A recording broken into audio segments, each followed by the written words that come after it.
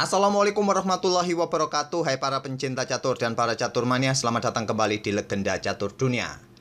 Kembali lagi di turnamen online chess.com Speed Chess Championship babak knockout. Saya tidak jadi untuk mengulas permainan game yang terjadi di turnamen Mr. Doji Invitational. Tadi saya coba korek-korek, saya cari game yang bagus, ternyata ya gamenya normal saja kawan, tak ada tema yang bagus untuk kita ulas.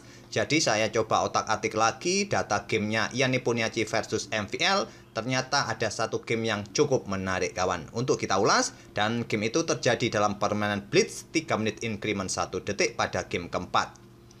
Tadi di kolom komentar ada kawan-kawan yang menanyakan jadwalnya Carlsen kapan bermain. Kalau melihat schedule, Carlsen ini akan bermain tanggal 6 Desember kawan, akan berhadapan dengan Domaraju Gukes, dan pemenangnya nanti akan berhadapan dengan Fabiano Caruana yang telah berhasil mengalahkan Arjun Erigaisi. Oke, kembali lagi ke permainannya Ian Nepo versus MVL. Seperti yang saya bilang tadi, game ini cukup menarik, terjadi dalam permainan Blitz 3 menit increment 1 detik. Soal hasilnya di video tadi siang sudah saya sampaikan. Jadi langsung kita skip saja, kita langsung ke permainan. Dan ini merupakan game keempat kawan. MVL pegang hitam dan Ian Nepo pegang putih, mengawali dengan pion E4, pion raja. Pion C5, sisilan defense oleh MVL. Kuda F3, pion D6, pion D4. Pion C pukul pion D4, sisilan terbuka, diambil balik dengan kuda. Seperti biasa, langkahnya cukup standar, kalian pasti hafal. Dan kita temui permainan sisilan Najdorf, di mana MVL kita ketahui salah satu pemain Najdorf yang cukup handal kawan. Ian Nepo melanjutkan dengan langkah gajah E2. Selain langkah gajah E2, sering saya sebutkan kawan, gajah G5 merupakan main line atau jalur utama, ataupun gajah gelap ini berkembang cuma ke peta E3, terus gajah terang ini berkembang ke peta E2 tadi dipilih oleh Ian Nepo, langsung keluar ke peta C4, merupakan 4 pilihan dalam posisi ini dalam permainan Najdorf. Tentu langkah-langkah yang lain juga bisa kalian pilih. Gajah E2 ini adalah variasi Opocensky, dan pilihan utama bagi hitam pada posisi ini adalah serang petak pusat, serang kuda dengan pion E5, atau cukup mendorongnya satu langkah peta E6, atau bermain rencana dengan Viajento gajah gelap nanti dengan pion G6 terlebih dahulu. Jalur utama dipilih oleh MVL dengan pion E5. Kuda B3 merupakan pilihan paling populer, sekitar ada 8 ribuan game kawan yang bermain dengan langkah kuda mundur ke B3, atau pilihan kedua kembali ke peta F3. Silakan kalian pilih dua langkah ini juga bagus. Jalur utama juga dipilih oleh Ian Nepo, kuda mundur ke peta B3, dan selanjutnya gajah E7. Rokade dibalas dengan langkah benteng E1, dan selanjutnya gajah E6. Langkah-langkah kedua pemain ini masih jalur utama dari Opocensky, variasi dari Najdorf kawan, cabang variasi Najdorf. Gajah E3, kuda berkembang ke C6 juga bisa kalian pilih. MVL memilih kuda B berkembang ke peta D7. Pion A4, coba hentikan laju pion B5, mungkin didorong lagi untuk mencegah pergerakan kuda ke peta B6 kawan. Dan benteng C8, lanjut MVL seperti biasa mengeluarkan benteng sesegera mungkin di lajur yang semi terbuka atau terbuka penuh. Di sini kawan hanya ada satu langkah pilihan di game-game terdahulu dengan gajah F3. Pertahankan pion E4 dari ancaman kuda yang didahului benteng sikat kuda C3 kawan. Dan di langkah berikutnya ada respon seperti langkah menteri keluar ke peta C7 ataupun kuda ke peta B6 kawan. Tapi di sini Ian Nepo memilih langkah yang lain dengan pion A5, dan ini merupakan langkah baru yang belum pernah terjadi sebelumnya di langkah ke-12 ini. Pada posisi ini hitam bisa membuat langkah pengorbanan pertukaran. Nanti kuda bisa ambil pion E4, mungkin di sini menteri akan keluar, serang balik kuda atau menjaga pionnya juga. Hitam akan membalas dengan pion F5. Kalau kalian usir dengan pion F3, ya kuda akan mundur lagi ke peta F6 kembali kawan. Itulah jalur yang bisa dipilih, tapi di sini MVL memilih dengan bentengnya diangkat terlebih dahulu. Menteri mungkin akan mengikuti di peta C7, nanti membentuk baterai 2 benteng plus menteri di lajur C kawan.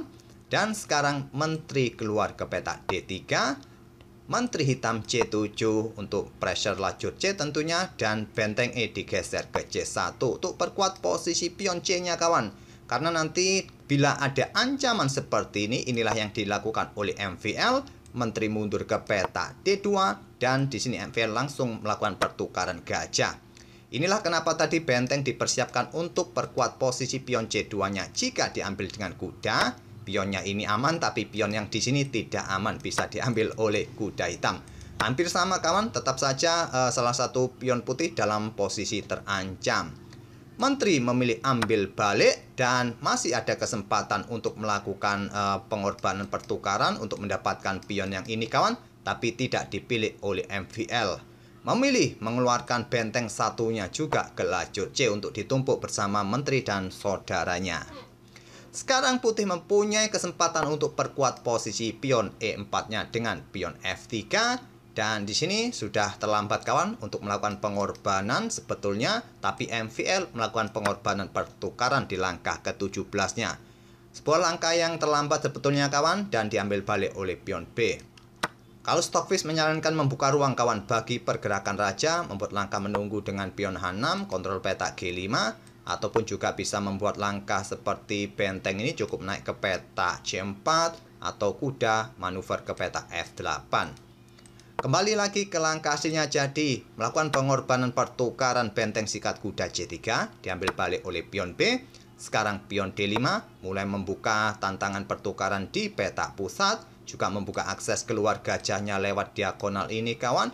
Di sini langsung diterima pion E pukul pion D5, diambil balik dengan kuda, ancam gajah gelap, gajah dipertahankan mundur ke peta D2 untuk pertahankan pion. Pion tetap dihantam oleh kuda dan terjadi pertukaran perwira langsung kawan, jual beli di langkah ke-21. Raja bergeser ke H1 untuk menghindari diagonal gelap terbuka. Pion H6 untuk jelas membuka ruang agar tidak ada ancaman baris belakang kawan. Dan benteng A bergeser ke peta B1 untuk persiapan mendapatkan pion B7 di beberapa langkah berikutnya. Gajah bergerak ke G5 ancam benteng. Benteng bergeser berbalik ancam kuda. Dan di sini kuda bagusnya ditempatkan di peta F6. Tapi memilih ke peta F8 sedikit kurang kuat, tapi juga masih lumayan bagus kawan. Tentu manuver di langkah berikutnya itulah pilihan untuk mencapai peta F4 nanti. Ianepo melanjutkan dengan langkah menteri E4, pressure pion B7 dipertahankan dengan benteng C7. Kuda C1 kawan mencoba nanti mendapatkan pion pusat, membuka juga akses benteng, tapi dia melepaskan penjagaan pada pion A5-nya.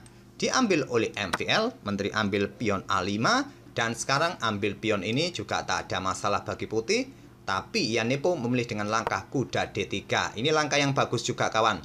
Tetap saja putih mempunyai pilihan, salah satu pion hitam ini akan tetap jatuh. Tapi juga perlu diperhatikan, hitam juga bisa mendapatkan pion putih C2. MVL melanjutkan mempertahankan pion pusatnya dengan kuda G6 untuk pertahankan pion juga agar lebih cepat untuk mencapai peta F4 tadi. Mungkin bagi kita lebih menarik untuk mempertahankan pion B kawan, agar nanti tetap mempunyai pion bebas yang saling terkoneksi. Memang pion ini jatuh di langkah berikutnya kawan, tapi kalian juga nanti akan mempunyai kesempatan untuk meloloskan pion ini kawan. Menteri bergerak untuk mendapatkan pion ini di langkah berikutnya bisa juga jadi pilihan. Ini juga bisa membuat ketar-ketir putih. Jika salah melangkah, salah satu pion hitam ini bisa saja promosi. Kembali lagi ke langkah aslinya. Jadi kuda G6 pilihan MVL, pertahankan pion E5. Dan barulah sekarang benteng ambil pion B7 dan benteng hitam ambil pion C2. Dan di sini bagusnya bagi putih adalah membuka ruang kawan bagi raja dengan langkah pengorbanan pion H4 agar tidak ada masalah baris belakang. Seumpama pion ini diterima oleh gajah, tidak mungkin kalian terima dengan dengan kuda kawan, akan membuka diagonal bagi menteri mengawasi peta H7 dan benteng siap melakukan ancaman di sini.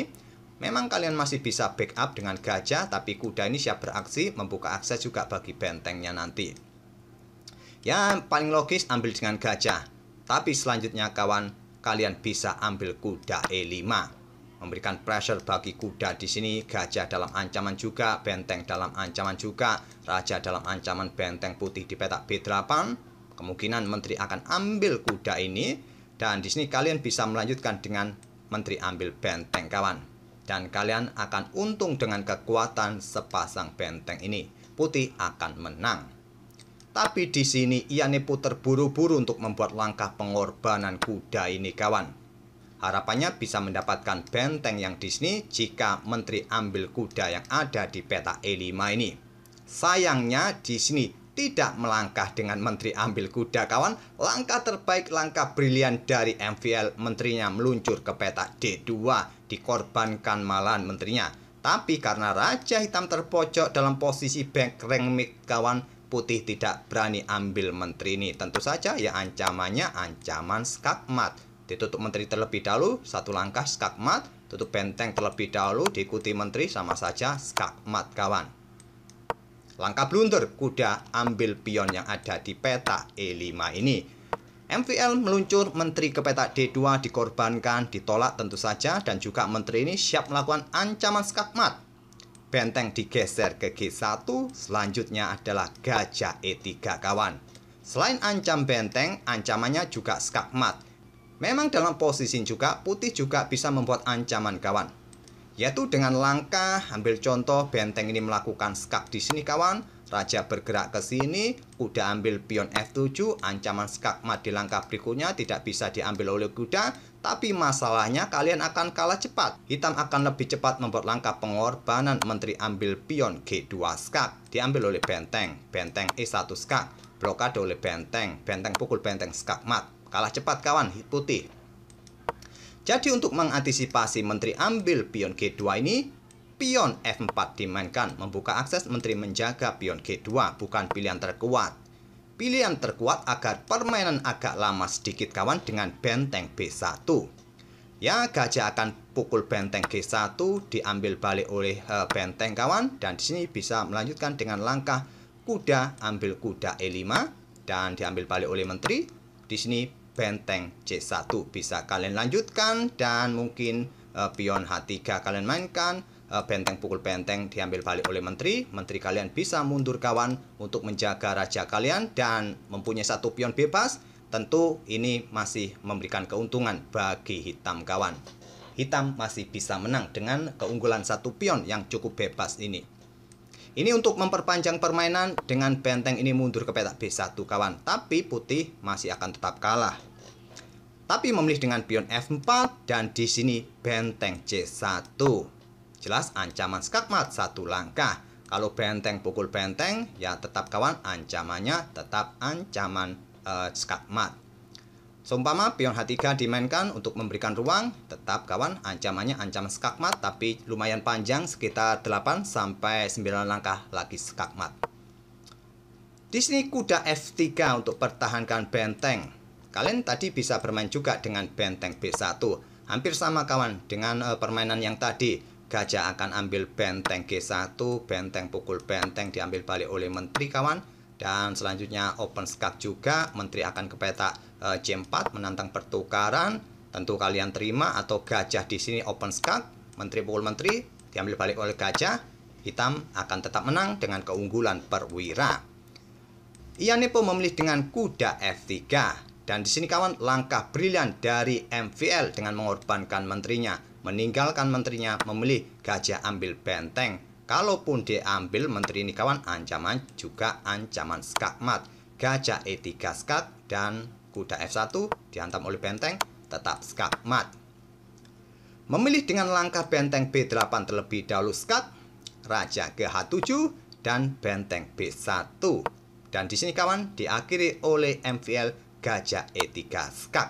Di posisi ini Iane Puniaji menyerah, apalagi kontrol waktunya juga hanya menyisakan 2 detikan saja kawan. Ya, langkah yang logis adalah blokade dengan kuda di sini dan bisa dilanjut gajah ambil kuda kawan. Dan tetap saja ancamannya juga ancaman skakmat. Benteng pukul benteng diambil balik oleh menteri. Ancamannya juga ancaman skakmat satu langkah. Pion G3 kawan untuk membuka ruang. Dan selanjutnya gajah bisa bergerak mundur kemana terserah. Tapi dengan kekuatan yang hanya tinggal menteri saja melawan 2 perwira minor hitam plus menteri sudah sulit kawan. Sampai di sini tak perlu kita lanjutkan kawan sampai berakhir sampai skakmat. Memang masih cukup panjang, sekitar 10 langkah lagi akan skakmat. Silahkan kalian otak-atik sendiri. Itulah kawan salah satu permainan dari MVL dalam permainan Blitz 3 menit increment 1 detik.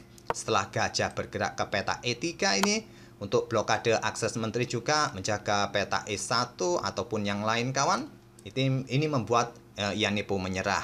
Dan Yanepo sekali lagi tersingkir oleh MVL. MVL lolos ke babak 8 besar. Semoga permainan dari kedua pemain tadi bisa menghibur kalian dan menjadi bahan referensi dalam permainan Shishlenaidov, khususnya variasi Opochenski dengan gajah E2 tadi kawan. Bagaimana ide melakukan pengorbanan di peta C3 tadi untuk mendapatkan pion dengan kuda di peta E4. Kita akan bertemu di video-video berikutnya. Terima kasih. Wassalamualaikum warahmatullahi wabarakatuh.